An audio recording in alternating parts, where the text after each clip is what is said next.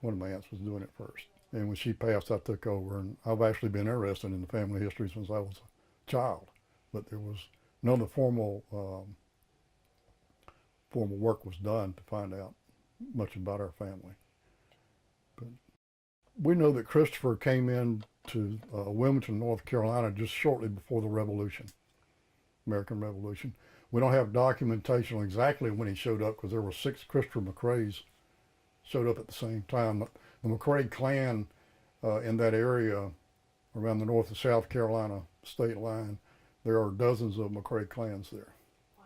In fact, the person that owns Christopher's plantation now is a McCray, and we can't make a link to him. We discovered several prominent people in our family. One was Marion Bayard Folsom, who was descended from Judge Duncan McCray, one of Christopher and Catherine's children, who worked for George Eastman Kodak in Syracuse, New York. And Mr. Eastman hired Marion to run his corporate Social Security program. And then when President Roosevelt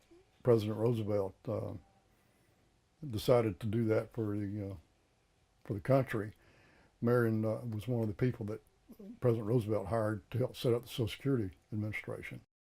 And he also served as Secretary of Health, Education, and Welfare under President Eisenhower from 1955 to 1958. And his line is from, like I said, from Judge Duncan McCray, one of Christopher and Catherine's sons. And that line has a lot of very prominent people in it, a lot of judges, lawyers, doctors, and military officers.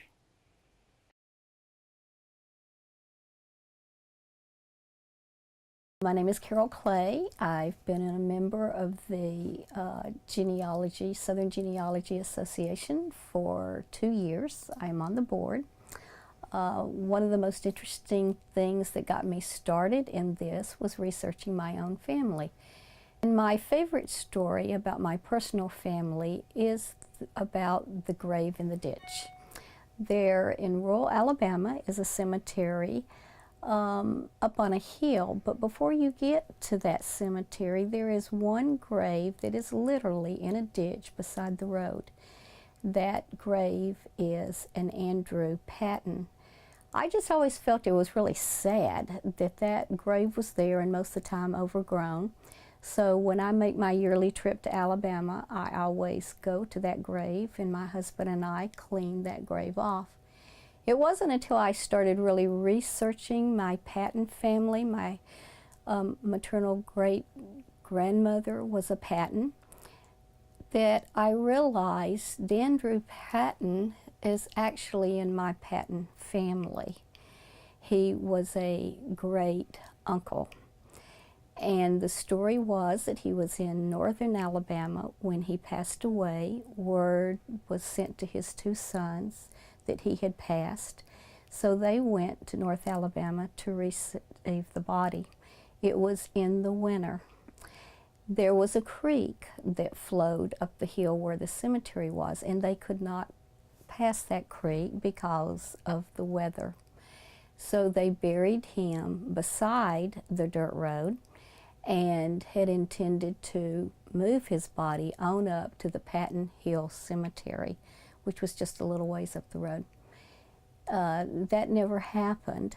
And then when the state of Alabama decided to make a paved road through there possibly are other bodies buried in that area, but there are no markers. His is the only one. And they did put up a sign that said Patton Hill Cemetery. So that's where his body remains, and family members continue to keep it cleaned off. And I just thought it was a very interesting story. And I have given a program at our society on my family history, on the Pattons, with pictures of that particular grave in the ditch of Andrew Patton.